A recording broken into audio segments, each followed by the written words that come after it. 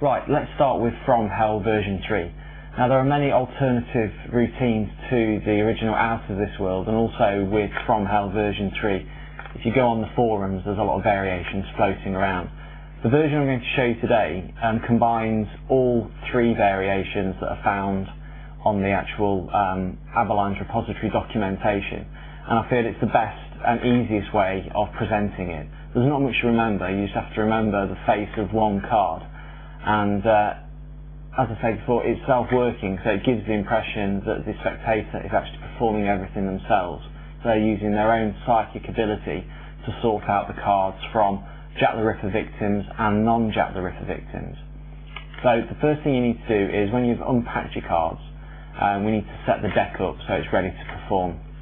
What I have here on top is the 5 canonical Jack the Ripper victims, and then the deck should already be pre-sorted, so you have all the non-bloody cards at the bottom and the bloody cards on top, all pre-sorted. Now, an important factor is, if you're no good at card counting like me, I mean, even though counting to 10 isn't that difficult, when you're performing, you're under a bit more pressure than you would be normally. So what I like to do is actually remember the face of a card that notes the difference from the bloody cards to the non-bloody cards. Now, for this card, I use the twins. Obviously, there's 2 ladies on the card, as opposed to all the others which contain 1 person. And so you know that this card is the start of the non-bloody cards. Okay? So place that deck back on top of there. So that's the deck that the spectator is going to be given. What I do then is I take the Jack the Ripper victims and actually place them inside the bloody cloth, out of the way for a moment, so they don't actually see those until later on in the effect. So there you go, we just do that and we just place that to one side for a moment. Okay, so now you're ready to perform From Hell. Explain to the spectator that they're going to use their own psychic ability to sort out a bunch of cards doesn't seem that difficult at first, because they don't actually know what they're sorting until the end of the effect, when it's actually revealed what they've done.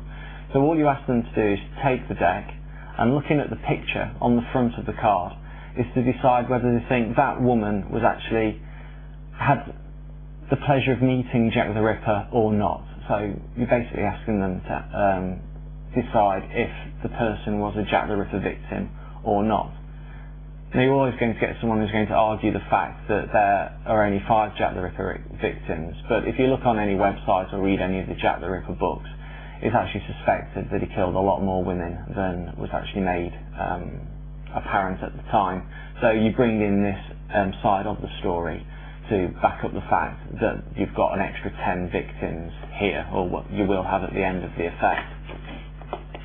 Okay, so what the spectator does is just takes the cards. You ask them not to linger on the cards too much, just to look at the face, decide if they get a sad or happy feeling from that card, and to place them into 2 piles.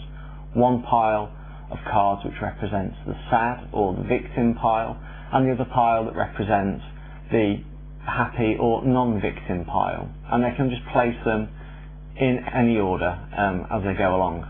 So if we start placing them now, I'll place them as I'm playing the part of the spectator.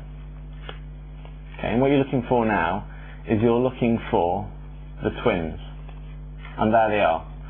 So we now know that the victim cards have all been placed, and what you also need to remember is this card here, which is the last of the victim cards. Just remember the face of the old lady with a hand maybe over her arm with the 2 fingers. Just get a quick glimpse of it. You'll become familiar with the pictures the more you use them. So what the spectator does now is continue to place the cards in any order until they have 2 piles. Now that's great. You say, well done, thank you for sorting those out for me. Now what you do then is you introduce the Jack the Ripper victim cards, and you actually ask them to have a look at them and say they're quite graphic, but they do show all the mortuary photographs of the Jack the Ripper victims. You ask them what sort of feeling they get when they look at these photographs. Most people will be slightly disturbed, a little bit upset, especially if you've got a female audience. While they're looking at those cards, you take the two piles, and what you do is you fan through the first pile,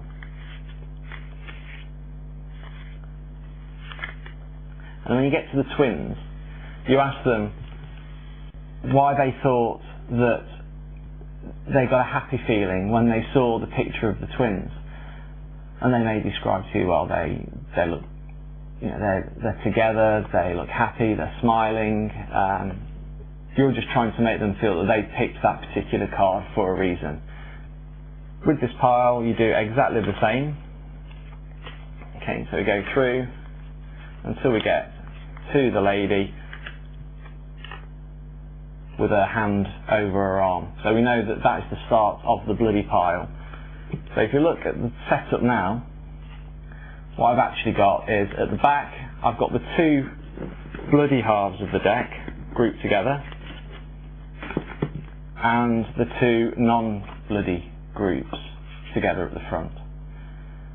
So while they're looking at the Jack the Ripper cards, you just basically pop the two piles back together, pop them in front of the spectator, and you now have one completely non-bloody pile, one bloody pile, separated back into two decks, and then you do the reveal by showing them that they've managed, using their psychic abilities, to sort all the cards out into Jack the Ripper victims and non-Jack the Ripper victims, and of course all the Jack the Ripper victim morgue photographs also have blood on the back.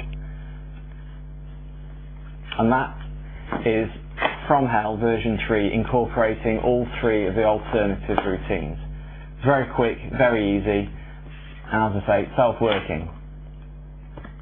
What we can do is, now we've performed From Hell version 3, using the same spectator is to take their psychic ability one step further by introducing the Dead or Alive test, which uses the actual repository itself, which you've already explained to the audience is Mary Jane Kelly's jewellery box, which was procured by Aveline at the scene of the last Ripper murder. So let's have a look at the Dead or Alive test.